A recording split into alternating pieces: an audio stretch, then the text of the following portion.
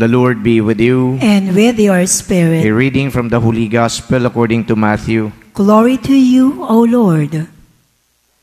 When Jesus had come into the temple area, the chief priests and the elders of the people approached him as he was teaching and said, "By what authority are you doing these things?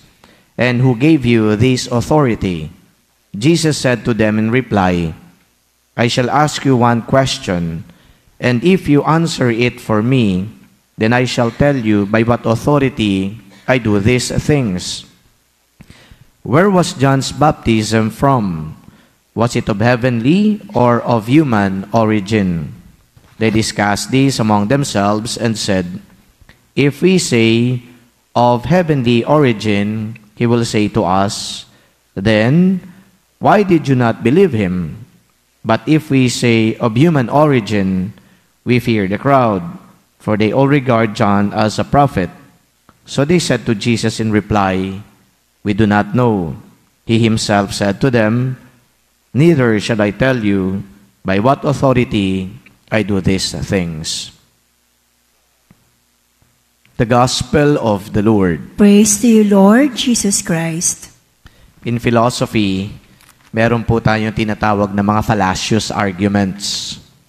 Pag ginamit po natin yung mga fallacious arguments, because they are fallacious, they are the weakest arguments. And so therefore, we can easily brush them off. Halimbawa po ng isang fallacious argument ay yung tinatawag nating false dichotomy. False dichotomy is an either-or argument, meaning to say that you are only left with two options. At dito, tinatanggal, nininegate yung iba pang mga possible options. A good example of that was during the war on drugs at the time of President Rodrigo Duterte.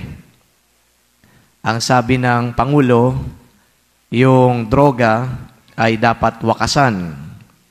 At ang isang option na dapat gawin ay patayin mo yung mga involved sa drug trade. Pasok naman dito yung simbahan at iba pang mga human rights advocate. Mga tao pa rin yan. Hindi mo sila pwedeng patayin. Meron pa rin naman silang karapatan, yung due process. Meron silang karapatang mabuhay. Meron pa rin naman silang pagkakataon para mabago yung kanilang sarili. Entra ulit ngayon yung mga defenders ng ating Pangulo. Sabi nila, kayo ng mga human rights advocates, kayo ng mga taga-simbahan, you are pro-drugs. Diba? Yung either-or argument doon, either patayin mo lang, pag hindi mo pinatay, pro-drugs ka. Nakuha ninyo? You are only left with two options. Wala nang iba. Actually, in the war on drugs, maraming options. Pwede mong i-rehabilitate, halimbawa, yung drug addict. Pwede mong dalhin sa husgado yung mga drug peddlers, pati na yung mga manufacturers, kung ano man. Pwede mo silang hulihin na hindi naman pinapatay. Pero sa kanila, yung gumawa ng ganitong policy, dalawa lang yan.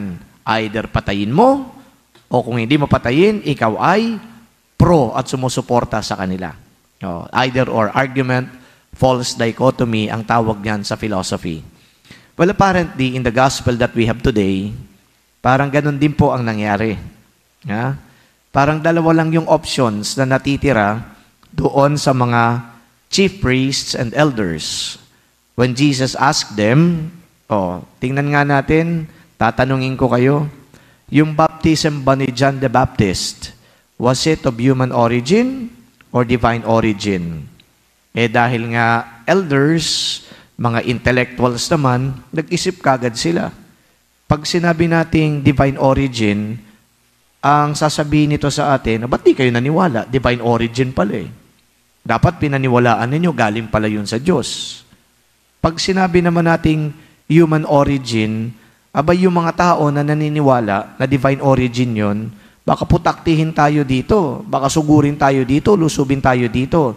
So yun lang ang naisip nilang dalawang options. Either or yung naisip nilang options. Kaya sinabi na lang nila na wala kaming alam.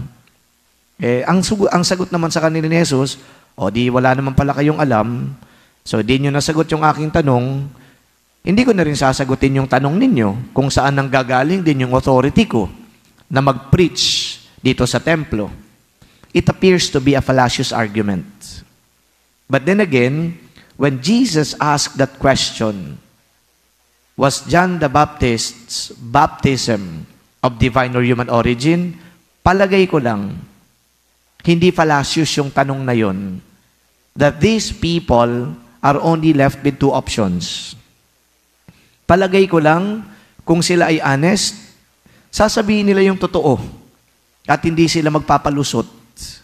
Palagay ko lang, kung sila ay very forthright, sincere, hindi sila gagawa ng kung ano-anong dahilan para inegate yung tanong na yun ni Jesus.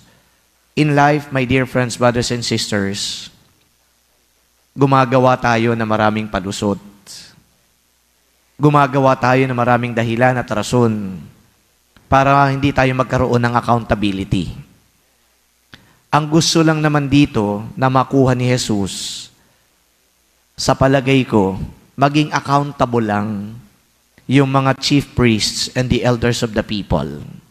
Because you know, these guys do not have that sense of accountability.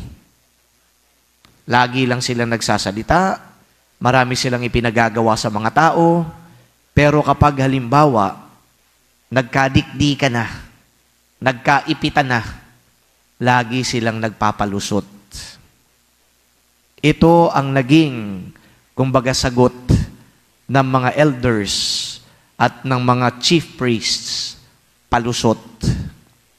In life, we also need to take account of ourselves, and we also need to be accountable for the actions and decisions we make. Ito ang kulang sa mga leaders natin, sa pamahalaan, palagay ko sa mga leaders natin sa simbahan, palagay ko kahit na baka leaders natin o mga boss natin sa pinagtatrabahuan natin, lagi sila nagpapalusot at itinuturo ang ibang tao.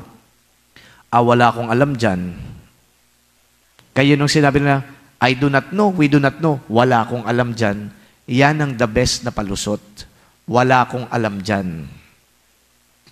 Hindi mo inaako kung ano man ang dapat na akuin mo. Bilang isang leader, bilang isang pari, bilang isang politiko, bilang isang ordinaryong tao. Mahilig magpalusot ang tao. My dear friends, brothers and sisters, to accept accountability is a brave act. To be answerable for our decisions and actions is indeed courageous.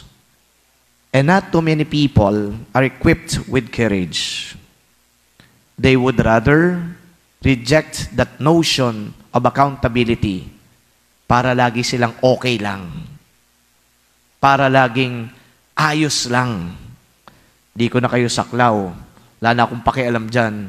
Wala akong alam dyan.